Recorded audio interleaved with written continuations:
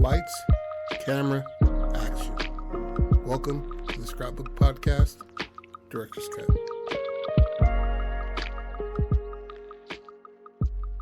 I mean, obviously, because you don't know how to fucking do our intros now. Oh, okay. Welcome back to the Scrapbook Podcast, Director's Cut, Patrick's turn. And I would like to say, the good turn. I want to go a little off base with this one. I want this to be more of a play. Okay. It's about an alien that predates this universe, and it comes to observe this universe as like a spectator, to watch it all go down, record history. It's like a alien historian, essentially, right? And so he comes to this solar system as it's being made, whatever billion years ago, and he watches everything come together. And then he ends up, the only planet in the solar system that has life is Earth. And so he paid more attention to Earth. And they have a way to get out at the end of this.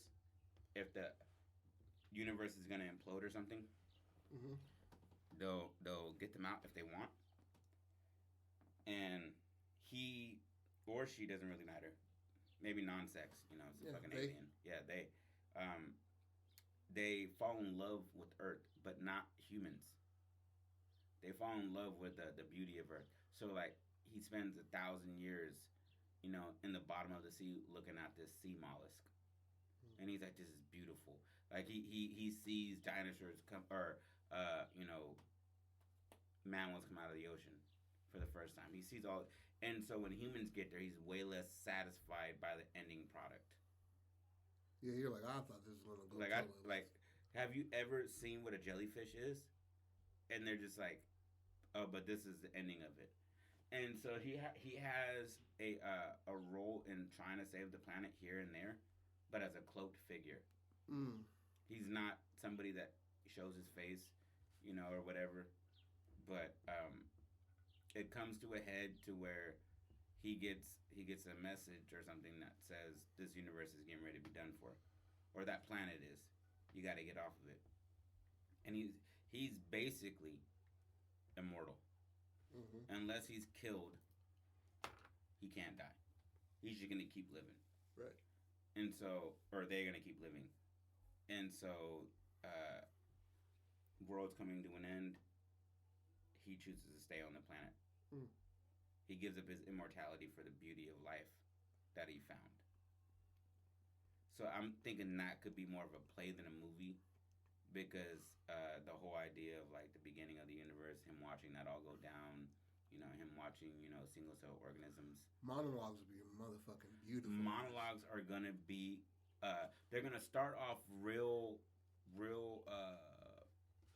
surgical, real like to the point. And then after a certain point, he's just writing poetry. Yeah. He's just in love with this swelling of life in this planet that he's never seen before. And he's been to other planets. He's not young. Yeah. He's seen life grow up, but this planet for some reason has caught his attention. And because he lacks that sexual part of himself, he is in love with this planet. He's like, this is what I know. I've seen this shit for 1 billion years.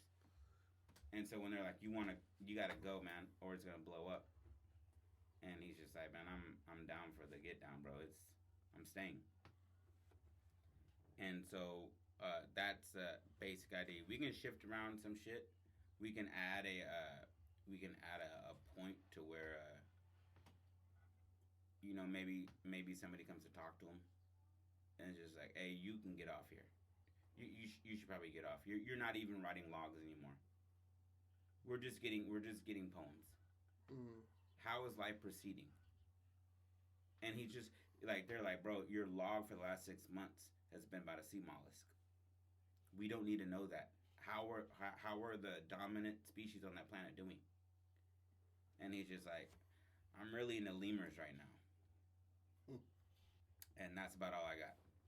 All right, so I have a couple questions. Yes, sir. So, he comes from a civilization? I would say he would have to, but it's not. I'm not married to anything. Do you think he just might be coming by himself? Well, what it is the reason why the help to the end is that there's others like him to take him away when it gets shifty, because they can not look into the future, but they can read, scans of the planet and be like, oh, the Earth volcano's gonna go off. Like paths, like this is gonna equal this. Yeah. So. In 17 years, this planet's gonna come to an end. Yeah. This asteroid is about 500 years away, kind of thing. Way more than humans could ever look into the planet. Projections and shit. Yeah, exactly. But it's all based off math. So is he humanoid? Can he change his appearance? I'd say he's humanoid to a point, almost like Lord Voldemort. Oh, ugly nigga. Yeah, but that's why, like, he sees the progression of the planet, and that's why he's able to have kind of a hand in shaping it, because he can just put on a cloak, and he's a man in a cloak. Yeah, and he kind of like, he doesn't want to do too much because it's so beautiful. But... And you're not allowed to do too much. He's breaking the rules by doing this. So he's like... They're observers. He's helping the nigga put the wheel together. Yeah. Or start a fire. Yeah, he has, like, real... It's detrimental to his process of letting it be by itself. Ooh. He's a scientist helping out the animal in the Animal Planet show, instead of letting it die in the wilderness like nature would have had it. Yeah. Maybe he goes to the planet. Well, he's there when that universe is created. He goes to the planet. I mean, you're there at the universe, but he doesn't go to fucking Saturn, you know what I mean? Yeah. So he goes to the planet because the forecast of that planet is doomed. This is a doomed planet.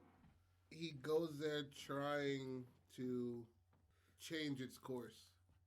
But everything he does, it's modifying it, but also hurting it as well. You know what I mean? Because maybe the start of the wheel is why this happened, and this happened, this happened, this happened equals to nuclear fucking war. You know what I mean? But... So we're trying to intervene with Mother Nature. Exactly. He's trying to intervene with time, and he's helping but hurting. Maybe him like showing a nigga how gears work introduces the Industrial Revolution, which destroys the planet. You know what I mean? So maybe. So what if? Okay, how about that he is not just an observer; he's there to spur along life, right? Yeah. And he falls in love with the wrong life. He's looking for intelligent life to get it to that next level of enlightenment, to where you can leave this planet and live forever like we do. Yeah. And he's helping them, and he sees how much they affect the environment that he loves. Yeah. And that. But maybe he's like, if I help these humanoids and shit like that, maybe the direction will go clearer. But in the end, nature and humans have to be together in this shit. There can't be a tilt in either direction, because have you heard the story of Fordlandia? Henry Ford built a city in Brazil because of the rubber trees. And that throws me off still. Yeah. That throws me off. Right? So he creates a whole fucking city in this shit. In the first 3 months, 90 people get killed by nature. You know what I'm saying? Jaguars come in, caimans and shit. They all get fucked up. Pythons, all that shit. Then he moves families in there. So it looks like the 50s was like cookie cutter houses. All these neighborhoods, he built all this shit. He built a plantation to get rubber trees and shit. But then America's use of rubber, they changed from rubber trees to synthetic rubber. Shit like that. So it pretty much shut down, and they had a revolt and all that shit. But it shows you encroaching too far into nature it doesn't necessarily breed what you hope it breeds. Mm-hmm. You know what I mean? Also, you have to let nature be what it is let it grow full and lush and all that shit like that. Sometimes we don't belong in certain places. 100%. You know what I mean? So maybe he's on the side of nature at first, and then he sees these humanoid beings, and he tries to help them. And then by in doing that, literally causes the death of that planet. Yeah. And so he's like, I am the captain of this ship. I got to go down with it. Exactly. So I'm thinking these, because he's the only one that's going to be talking. Mm-hmm. I believe. And then you hear some radio command from other. It's gonna be his monologue. It's gonna be like a Starfleet, captain's journal log. Oh yeah. June 27th. Ground control to Major Tom. Exactly, and maybe he doesn't fall in love with humans, but he knows that's what he's there to do, is to spur along intelligent life. Yeah. But their creations do entice him to have a interest in helping them. Yeah. He's like, wow, this monkey did this. That's crazy. Wow, Yeah. so you're the intelligent one on this planet. That's crazy. And then he's, seeing what they can do, and then, like you said, and maybe while human are still in that infantile state of homo whatever before us, mm-hmm. you have him being okay with us, and then once we got to a certain point and we started building cities and learning about enslaving people after war, mm-hmm. and all of this other shit that started to go down. Once that started to happen, I think that's when he's like, I'm gonna bail off for a few years, let y'all handle your shit. Yeah. And then he comes back and it's Sodom and Gomorrah. So I think there should be a wide array of captain's logs. I think that's gonna make the shit. Those are the chapters in the movie. Yeah, the play and the background just changes with the time. Mm-hmm. So sea life, the way sea life moves, mm-hmm. is like these gigantic whales are just dancing and singing to each other, and just singing to each other. They talk to each other from across the ocean through coral reefs. It's amazing. Like life, that's why he was focusing on this intelligence. Yeah, these are smart motherfuckers. And they're literally orcas. talking into coral reefs and talking to somebody all the way. It's a telephone, bro. You know what I'm saying? It's a telephone. So they're just like, he's like, this is it right here, right? Mm-hmm. And then some of them leave, and these giant like they're not. He doesn't call them monsters. He just calls them like these beautiful beings and shit. Mm-hmm. Beings. He should call everything else besides human beings. Like at a certain point, his look is gonna change because he is growing an understanding of what his actions caused, but also the complete negligence and willfulness to not be aware of what you're doing. Mm-hmm. You know you're dumping shit into the water. Yeah. You know you're popping oil into water streams. You know you're doing this, and you're just like, it's for the almighty dollar. Yeah. And he's like, that we created. You created. You made something that is worth more than what made you. Oh shit! How about Let's go. Come on. Since most of this shit is like unbalanced, right? It's like he'd have a conversation with a man who had nothing to trade, right? Mm-hmm. Who could not barter with anybody. Mm-hmm. And he's just like, how about you take this, divide it up into 7 pieces, and you trade this piece of shine, this piece of metal that I found. He gives him currency. And that man turns currency into, he just spreads that. And then he sees it and it works out good, and then that man becomes a king or something. Yeah. And then he sees the end of that kingdom of him being selfish and hoarding and just starving people the way he starved. All of the fucking 7 deadly sins he's just seeing on repeat through generations and eons and be like, y'all don't learn. Yeah. But if you teach a wolf it can't be in this area, guess what the wolf does? Doesn't show back up. Yeah. And then just like, and they're dooming the shit and fucking it all up. He sees. And he should almost be benevolent to the point where he can be around these creatures without them fucking with him.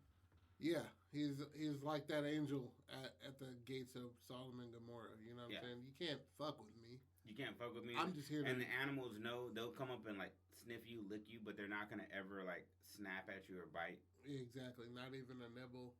Nothing. Just like you're like around the biggest grizzly bear you've ever seen in your life, and he's just like, just walking there, you're just snorting. He's just like, just petting it, just looking at these humans like, and he has a calculating mind, so he's aware of the time that it approximately is going to take for a species to be wiped out directly due to man. Yeah. And that's why he's around them. Like, he's like all these Siberian tigers and shit. Like, goddamn. The dodos and shit. Mm-hmm. It's just like, yeah. Dodos kind of killed themselves, though. You know, they're kind of like pandas, you know. Panda's still here. Go fuck yourself. I will fight you, dude. Barely. So, okay, so there's a captain's log about sea life, right? Yep. The way it moves and dances is so fucking beautiful. Pangea, the spreading, like he equates that to the separation he feels towards the mission that he's on now. Nice. The human's footprint, right? Mm-hmm. And that goes on to the Industrial Revolution, the Iron Age, the Golden Age. He kind of sums it all up. He comments on Genghis Khan. He comments on, you know what I mean? He comments on the key figures in human history. Yeah, exactly. Like, and then you go to that dark period called the Now. Yeah. You get the 1900s, you get World War I, World War II, and he's just like, this isn't going anywhere good. And it's in the religion as well. He comments on that. But it goes from the wars. Yeah, I had wars written down. That's pretty good. And then he moves. He feels it coming to an end. He knows it is. So he goes back to nature. He stops trying. Yeah, he stops progressing humanity because he saw the way he progressed in humanity has ended them up in this cycle. And you're not supposed to be there this long. Exactly. You know what I mean? He's overextending his stay. Yeah, because you're not here for a few million years, but yeah, like, come on. Normally you're out in 2. You've been there for a few billion. You got to figure out what it is, check in on him, drop in, do what you need to do. And he's not, like, I think that, like, you know how Rick and Morty post above a planet? Yeah. And it just sits there and looks at him like, Morty. And then he's just doing this shit, right? Yeah. I kind of want it to be like that, but then his intrigue leads him to going to the planet. Okay. So, like, you're supposed to just watch. Yeah. And help when you need to help. There's no reason for you to be playing with koala bears. Yeah, bro. There's no reason for you to be like, you're here for intelligent life, and he's seeing life in a different way than he's ever seen it before. He has these emotions going through it. They tell him the world is doomed. After a certain point, he's like, I can calculate and tell you why the world is doomed. It's these guys. Yeah. He doesn't try to kill them off or anything like that. That's why it's a play. It doesn't have to hit that big peak. It's more of an emotional piece. Yeah. So and that's why his captain's laws are getting so powerful. Mm-hmm. You know what I mean? What he's saying is it's pure beautiful poetry, which I feel like. Like on some like what is that? Rage into the Night. Oh yeah. That kind of shit. He's writing that kind of poetry like on the end days. Exactly. Like, and the world is still hustling and bustling around, and he's somewhere within, screaming into the void of space, just like he's just like, he knows what's coming, but he's gonna stay there because that's what he loves. And he's like, the captain's log, I mean, he's recording, but at the same time, he's like talking to them. Mm-hmm. Like, he's wanting to talk to them.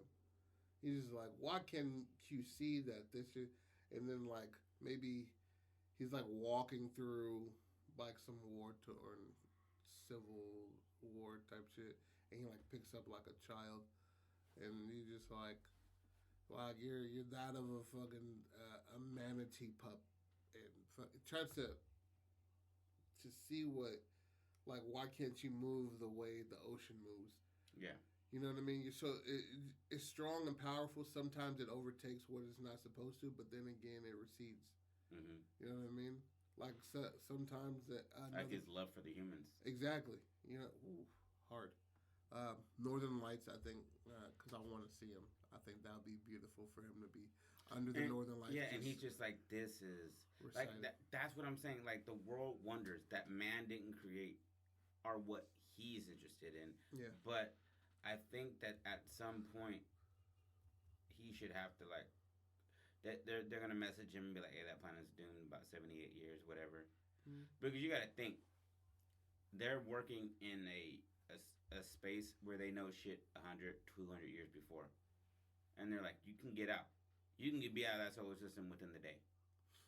Time warps or whatever, however they're getting around. So he's like, you can get out of there. And normally they do, but they give him that free will because at a certain point, I think being immortal is kind of a killjoy.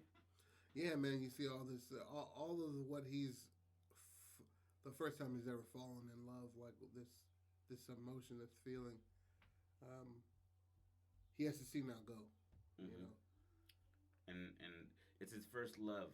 It's his first breakup, essentially. Mm-hmm. And it's devastating. And he'd rather die. Yeah, because you remember that first breakup, bro. Oh, nigga, I was on the train tracks like, why? Damn, nigga, listen about Marley. I wasn't even with this bitch and I was in love. Like, no woman, no cry. Yeah. Only you, Bob. And then the sunset, which is just the proverbial, the end, you know what I mean? Mm-hmm. He gives his, now, so he knows this is going to end by the time he has his speech on the war, right? So by that time, he like calculates his spaceship to go back to the planet, and he'll just stay in this mountain. Yeah, because he's like, I'm not gonna waste his ship, you know. Yeah, they are not a dwindling race, but they're not huge. Yeah, you know what I mean. They're just incredibly advanced. Yeah, so it's just like you can calculate that shit to go back, and I'll live out these final days. I don't have my immortality anymore, but also I'm not I get hit by a car and I'm dead type nigga. You know what I mean?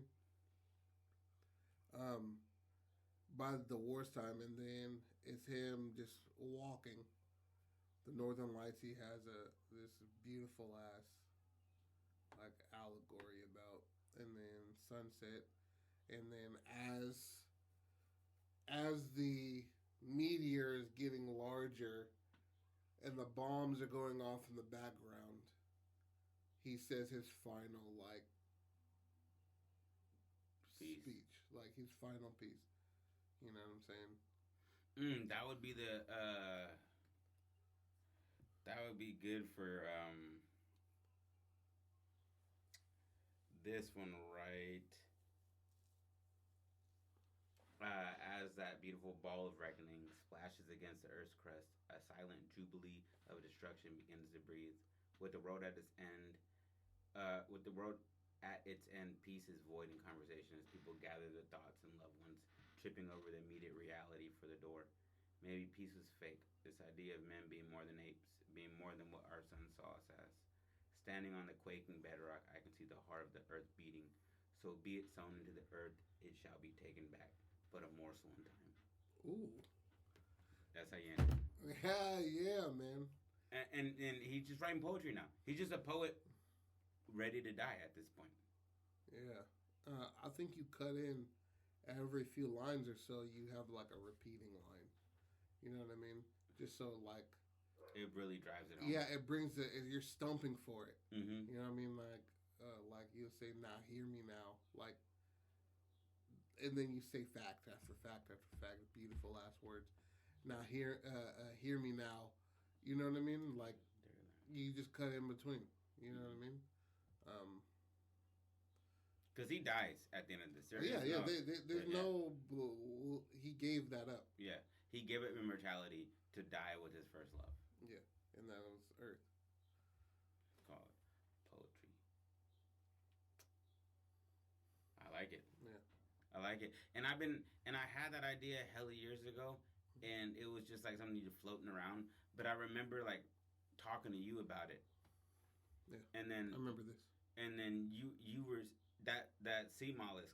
I was just like, you falls in love with something. You're like, yeah, he's just in the sea for like 70 years looking at a sea mollusk. And I was like, that's exactly what I'm talking about. Yeah. That infatuation with the smallest thing. Mm-hmm. Like when you're first in love with somebody, you are infatuated with everything. Their eye ticks, their earlobes. Yeah. You're like, you got a funny earlobe. Let me suck on it. And they're just like, get away from me. Like your ears taste sour. But I like it. Weirdos. People, living beings are weird when they're in love. Yeah. And he's never experienced love because he's not a sexual being. Exactly. And he's like, and it's moving like throughout everything in the sea. Like he's staring at this mollusk. He cries when he sees shit die. Yeah, it's opening and breathing and shit, and then all of a sudden you see this shadow pass above you, and this fucking whale is just doing ballet with its calf into the, you know what I mean? Before it starts breaching and jumping through the air. Hella opera is playing throughout this. Yeah, bro. And then every Chopin. time. What's homeboy that from Solomon's Demon? Devon. Devorn. Devark. What's his name? You know it. Come on, Joseph. You're the motherfucker who told me about his name. Devon Novak? No, it's something DYV or something like that. I forget. But it's something like that where it's Dvorak. Like Dvorak. There you go. Devon. I was close. I said Devon Norvak. So that's a combination. Dyslexia and yeah, Dvorak. But yeah, just hella that symphony playing as he's watching, and then as you see humans, you hear the pop, pop, pop, pop, pop, the screaming and like the bombshells going off, and he's like, I prefer the opera. Yeah, and I feel like maybe there's going to be two actors, right? There's going to be one that's going to be the alien, and then the other one's going to be the humans that he comes across. Mm-hmm. So we need two, either there's going to be a female, whatever the fuck, but the person that he gives a gold, you know what I mean? Maybe even that'd be pretty interesting if the same person like follows him throughout time. Not that he has immortality so much, but all these niggas look the same to him. So it's a play on how he perceives people. You're all the same. Yeah, you're all the same. So it's just the same person. Yeah, I'm okay with that. Yeah, I'll rock with that. I like that. Because I'm almost assuming any natural animal sees humans. It's not like it's a black man. Yeah, they're like food. They're just like, it's a man. Yeah, that's something we run from, or I try to eat. Mm-hmm. At no point in time does a fucking duck see you and think, "Hey, man, look at this Nigerian." Exactly. They're just like, "Oh, he gives me crackers." Or he'll step on me if he's smaller, because kids are dicks. Yeah, and I'd like to say that openly. I have kids. Yeah. He has a kid, bro. Kids are dicks. You got to raise your kids better. Don't let them kick animals and be like, that's just boys will be boys, girls will be no, nigga. Boys with boys doesn't mean you just are overly aggressive for no fucking reason. They have no testosterone. Relax. You don't get to kick a duck, and I'm just like, go ahead, Kai. I'm gonna whoop your ass. You don't fuck with ducks, man. They're hella nice. You wouldn't like to be stepped on. But ducks do nothing but forcefully take the cooch. I saw it at a park, and I threw a rock at one. Yeah, but like they jumper. It's like multiple ducks like biting the shit out of her, pecking at her. I'm like, I'll kill all of you green-headed niggas. Oh, mallard blood. A couple of things, man. They're not like us where we're full of ourselves thinking like, oh, I'm going to do this with my life and then this. We are only here to fucking make babies and die. Animals got the fucking right thing. They're just, except for chimpanzees and shit, where they want to build nests and shit. They want to fuck, eat, shit, die. You know what I'm saying? That's what a large majority of the human population. Oh yeah, man. Yeah, exactly. And there's like, there's nothing here for me to do besides these things. Yeah, like an ant has to work to get its food, and it works its whole life. Yeah. There's a lot of people that die at a working age. So essentially, they work their entire life. Total accident. Beam falls on them. Bink.